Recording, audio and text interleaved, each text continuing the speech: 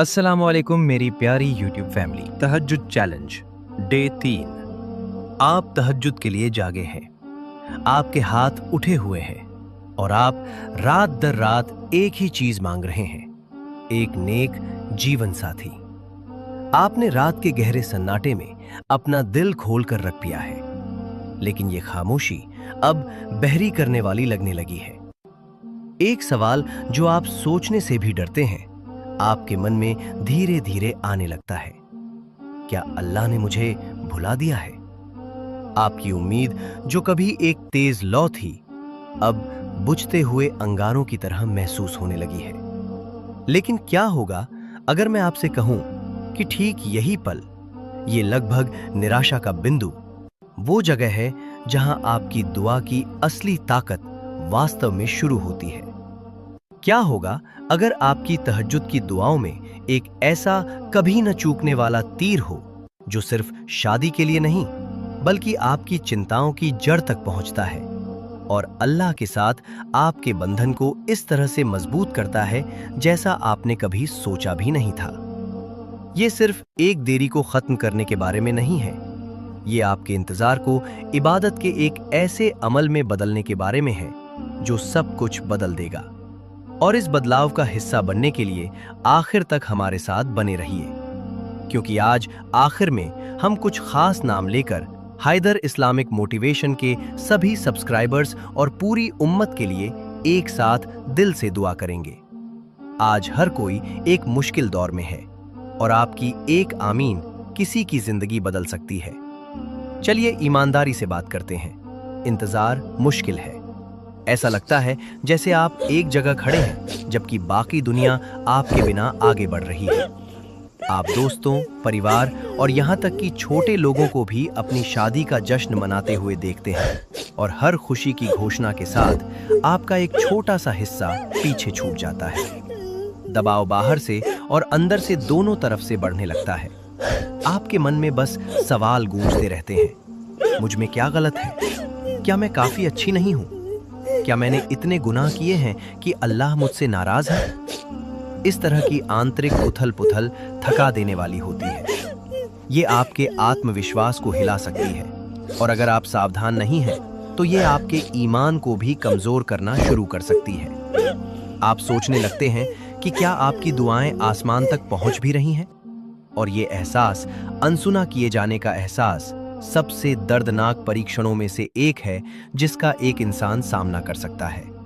लेकिन यहाँ एक दृष्टिकोण है जो सब कुछ बदल सकता है।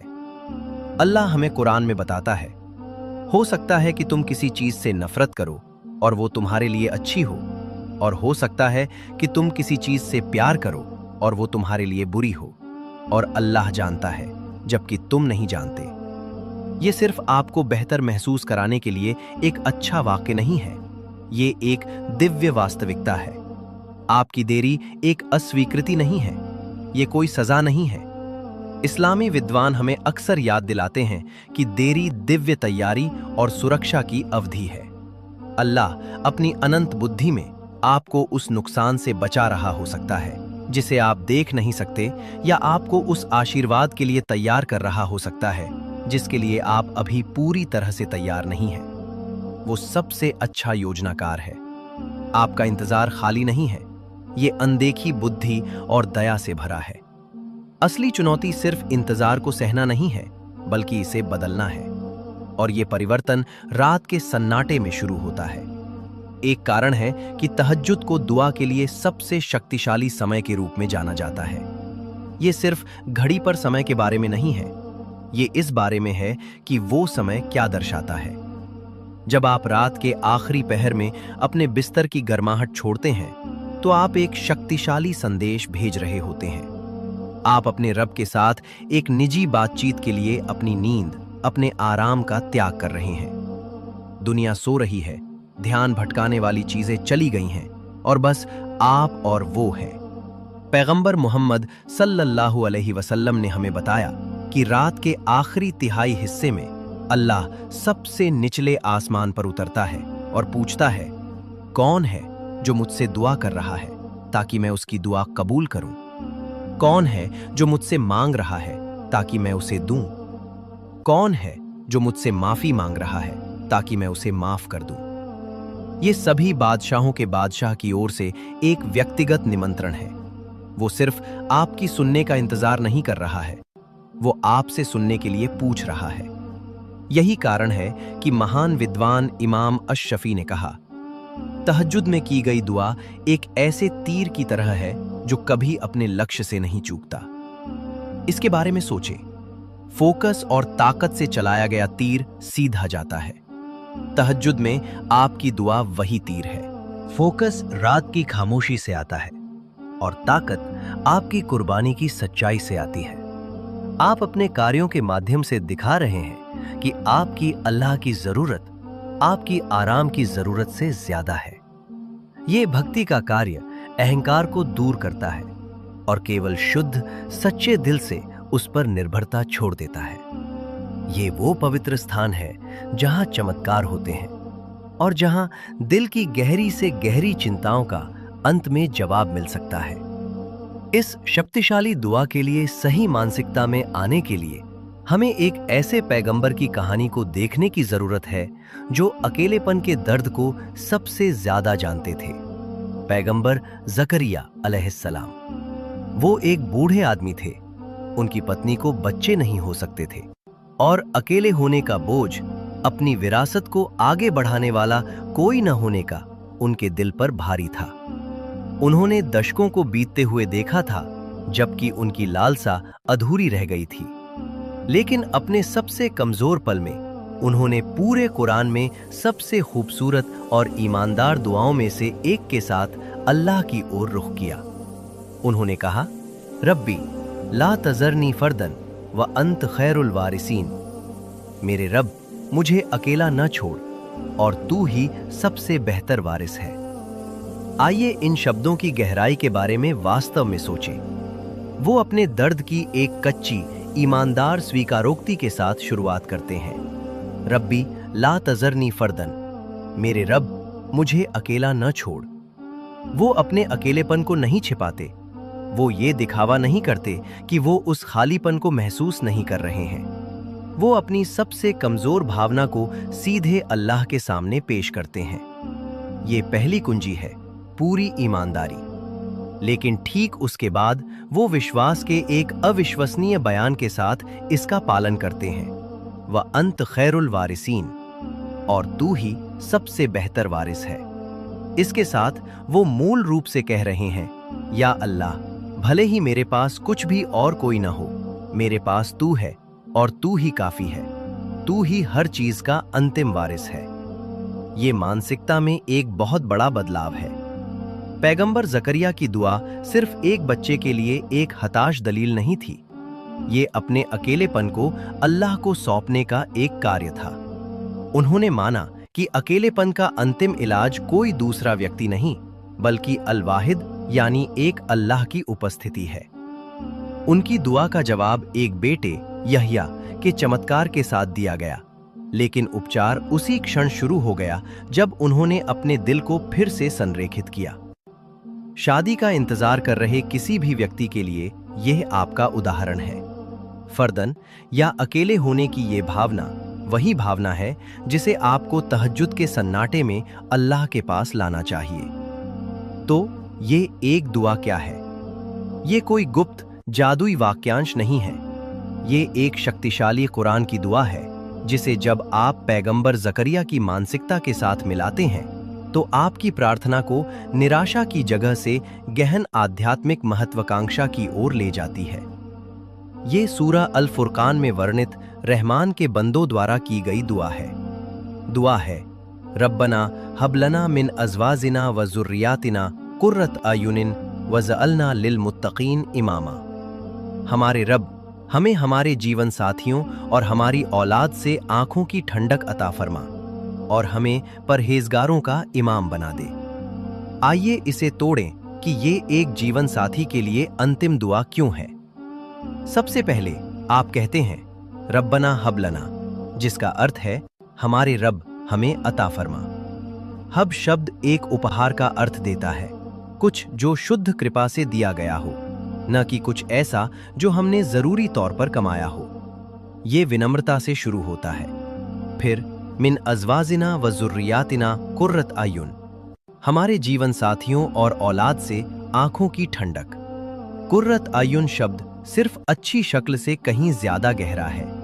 इसका मतलब है आंखों की ठंडक, शांति, सुकून और खुशी की वो गहरी भावना जो खुशी के आंसू लाती है, उदासी के नहीं। आप सिर्फ एक पति या पत्नी नहीं मांग रहे हैं, आप एक ऐसे साथी के लिए पूछ रहे हैं जो गहरी, स्थायी आंतरिक शांति का स्रोत होगा। कोई जिसकी मौजूदगी ही आपकी आत्मा को शांत करे और आपको अल्लाह के करीब लाए। और यहां सबसे परिवर्तनकारी हिस्सा है, वज़अलना लिल मुत्तकीन इमामा, और हमें परहेजगारों का इमाम, लीडर बना दे। दुआ का ये हिस्सा सब कुछ बदल देता है। अब आप सिर्फ अपने अकेलेपन को खत्म करने के लिए नहीं पूछ रहे हैं, आप अल्लाह से एक ऐसा साथी मांग रहे हैं जिसके साथ आप ईमान की विरासत बना सकें। आप कह रहे हैं, या अल्लाह, मुझे एक ऐसा जीवन साथी दे ताकि हम मिलकर इस्लाम के लिए एक पावर कपल बन सकें। हमारे समुदाय में लीडर, दूसरों के लिए धर्मपरायणता और अच्छाई के उदाहरण। ये आपकी पूरी नीयत को बदल देता है। आपकी शादी अब सिर्फ आपके बारे में नहीं है, ये समुदाय की सेवा का एक कार्य बन जाती है। आप एक ऐसे साथी की मांग कर रहे हैं जो आपको जन्नत में जाने में मदद करेगा और जिसके साथ आप दूसरों को नेकी की ओर ले जाने में मदद कर सकते हैं। जब आप अल्लाह से इतनी ऊंची और नेक नीयत से मांगते हैं, तो क्या आपको सच में लगता है कि वो आपके हाथों को खाली लौटाएगा? आपका सफर आज रात शुरू हो सकता है। शांत घंटों में अल्लाह के सामने खड़े हों और पैगंबर ज़करिया की कमजोर ईमानदारी को इस कुरानी दुआ की ऊंची महत्वाकांक्षा के साथ मिलाएं। अगर इस याद दिलाने ने आपके दिल को छुआ है, तो कृपया और अधिक सामग्री के लिए सब्सक्राइब करें, जो आपको आपके विश्वास के करीब लाने में मदद करेगी। इसे किसी ऐसे व्यक्ति के साथ साझा करें जिसे आप जानते हैं, जो इंतजार कर रहा है और शायद उम्मीद खो रहा है, क्योंकि आपका साझा करना उनकी दुआ का जवाब हो सकता है। और नीचे कमेंट्स में आमीन लिखें, जो यहां हर एक व्यक्ति के लिए एक सामूहिक दुआ है जो एक नेक जीवन साथी की तलाश में है। आपकी उम्मीद की कहानी किसी और के लिए सहारा बन सकती है। याद रखें, आपकी शादी में देरी अल्लाह की तरफ से इनकार नहीं है, ये लगभग हमेशा दिव्य तैयारी की अवधि होती है। इस समय का उपयोग खुद को बनाने, उसके करीब आने और अपनी नीयत को शुद्ध करने के लिए करें। अपनी तहज्जुद के साथ साथ किसी भी आध्यात्मिक बाधा को दूर करने के लिए बहुत सारा इस्तिग़फ़ार, माफी मांगना करें और अपने जीवन में आशीर्वाद लाने के लिए सदका, दान दें। उसके सही समय पर भरोसा करें। आपका नसीब, आपकी दिव्य रूप से लिखी हुई किस्मत आपसे नहीं छूटेगी। ये ठीक उसी पल आएगी जब इसका आना तय है, न 1 सेकंड पहले और न 1 सेकंड बाद। और अब जैसा कि वादा किया था, हम अपने कुछ भाई बहनों के लिए खास दुआ करेंगे जिनके दिल भारी हैं। या अल्लाह, आप सुनने वाले हैं। या अल्लाह, हमारी बहन जरीना हनू की दुआओं को कबूल कर। वो दुआ कर करके थक गई है, उसकी आज़माइश सच से। या अल्लाह, उस पर रहम कर। उसकी अम्मी उसके लिए परेशान है और उसे अपनी अम्मी की सेहत की। या अल्लाह, उसके लिए शादी का बेहतरीन रास्ता खोल।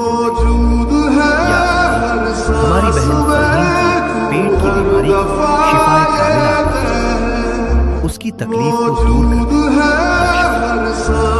या दिल्ली से हमारे भाई अयान सिद्दीकी की दुआ कबूल कर और उनके मनपसंद शख्स से उनका निकाह मुकम्मल। या एटा जिले से हमारी बहन सब्बो शबनम के लिए दुआ है, उनके लिए शादी के नेक और मुबारक रास्ते को।